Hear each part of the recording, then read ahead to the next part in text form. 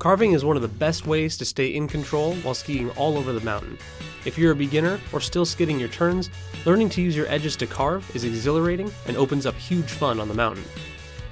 To start carving turns, there are two skills to focus on: rolling your knees and ankles, and keeping your weight forward.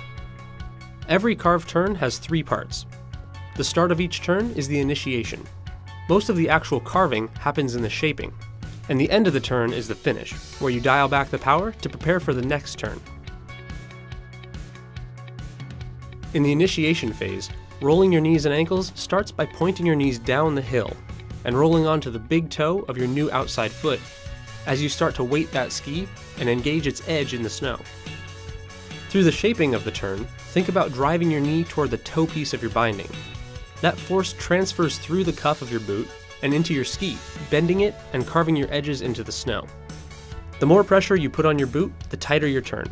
On steeper terrain or at faster speeds, you'll find a good carve takes more effort, but on low-angled slopes, it's more relaxed. At the finish of each turn, you release the pressure you've built up by rolling your knees and ankles upright again and shifting your weight to your new outside ski to prepare for your next initiation.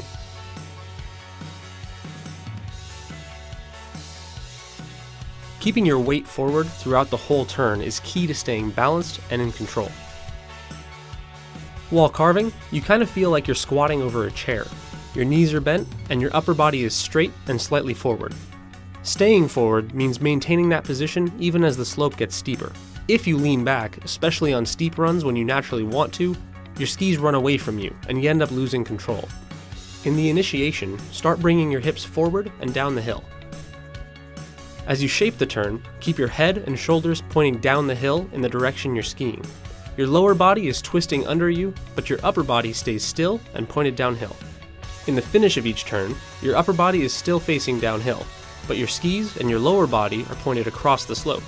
This is a perfect position for initiating your next turn. There's a lot to think about when you start carving, but keep practicing. Remember to roll your knees and ankles, and keep your weight forward throughout one turn and into the next. Pretty soon it becomes a rhythmic dance, as each turn initiates, gets more powerful in the shaping, and backs off at the finish.